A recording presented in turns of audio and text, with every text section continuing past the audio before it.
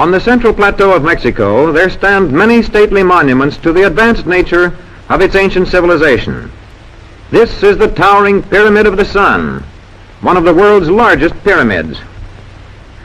Quetzalcoatl, the plumed serpent, was the great Toltec teacher. Under Quetzalcoatl and his subordinates, these civilizations were far advanced in art, surgery, and astronomy.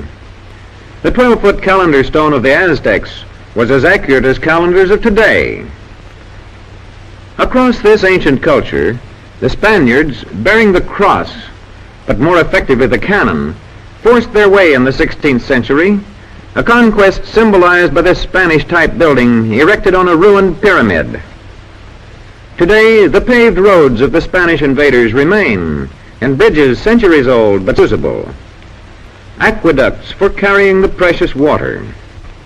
Today, 3 types make up Mexico's population. This man is of pure Spanish ancestry. For 300 years, the Spanish ruled Mexico. This man is a mestizo, a mixture of Spanish and native Indian blood. The 3rd division of the population is of pure Indian stock. Of central importance in Mexico's story is the hacienda, or large land holding, into which the country was divided after the Spanish conquest. The landlords lived on one side, and on another side of the huge hacienda enclosure lived the Indian natives and mestizos who worked the lands for a share of the crop.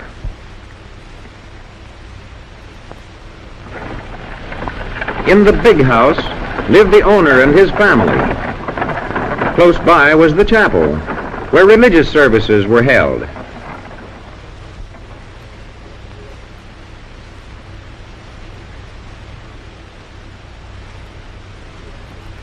Daily, the workers labored in the broad fields, vast tracts which often included thousands of acres. However, in 1917, in the Chamber of Deputies, Mexico began to return some of the land to the farming people. Many of the huge holdings were divided. The Indian and the mestizo, who had long toiled for others, now had their own land to till, and to receive from it the full reward of their labors. The huge plantations of the maguey plant, from which the popular native drink pulque is made, are reminiscent of the old hacienda system. Here we see one of a large number of workers approaching with his donkey to gather sap from the plants. In the center of the huge cactus-like arms of the maguey plant, the sap oozes out into a basin. The long gourd with one end open and a hole in the other provides an implement by which the worker draws up the sap.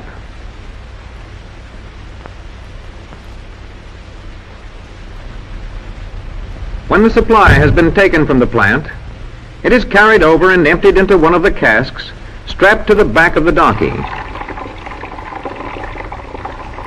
Many workers, even today, are employed on these large land holdings. The pride in possession of their own lands, however, is reflected in the home life of the workers. This mestizo housewife is drawing water for the evening meal. The typical adobe house construction is in evidence. A bed mat of coarsely woven grass stands by the door. While grandmother watches over baby, she does fine hand needlework.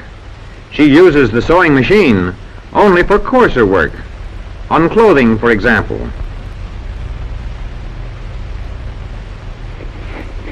The evening meal will be much like others. Cakes or tortillas from cornmeal, ground as needed, will form a principal part. The Mexican housewife may spend as much as 6 hours daily grinding meal from corn on the metate, or grinding stone, the most important article of furniture in every rural household.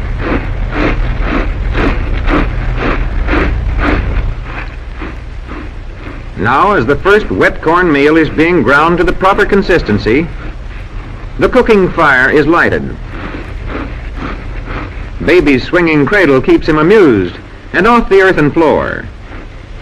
Each handful of corn grains is first ground into coarse meal and finer on each regrinding. This household skill is a required part of the education of the Mexican girl, even as the tortilla or flat corn cake is a leading part of the diet of the typical Mexican family. Aside from the grinding stone and stove, the living and dining room presents few articles of furniture.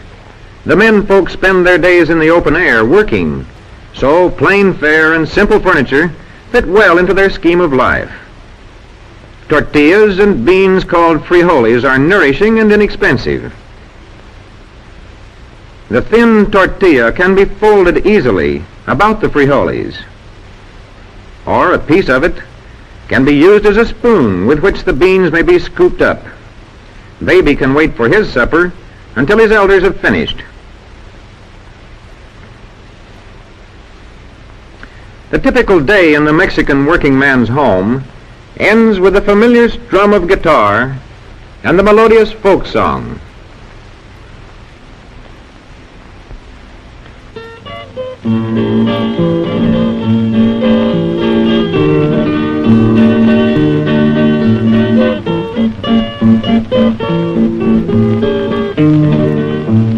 Estrellita marinera, dame razón de mi amor, tú que iluminas el silencio de la noche. Dicen que mi amor se va a las fronteras del norte. Dime si es cierto para ponerme a llorar.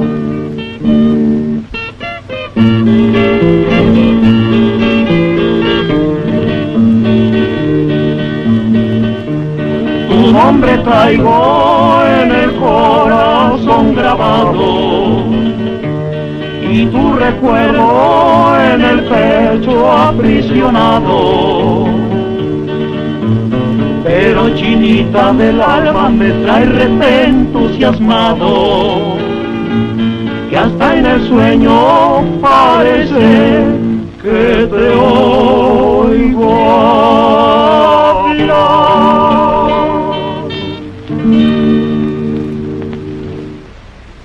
Feast days, or fiestas, come regularly and often to the people of Mexico.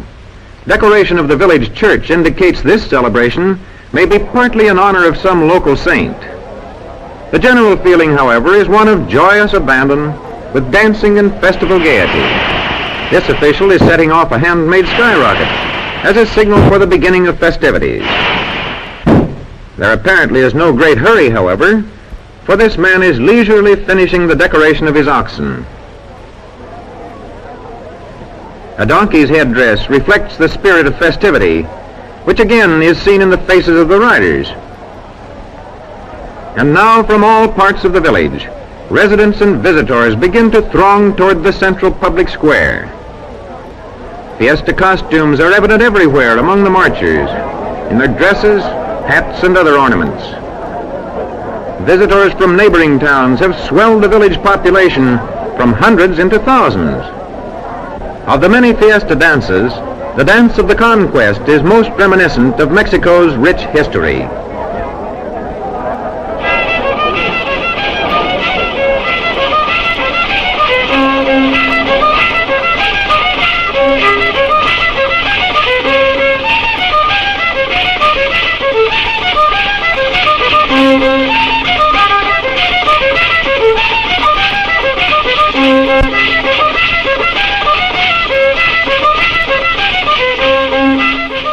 The strongest men dress as native Indians.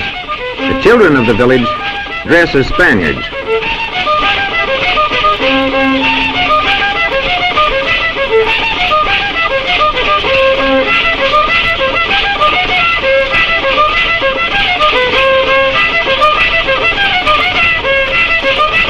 Thus, in gay fiesta time, in their folk dances, the people of Mexico relive the stirring events in their history.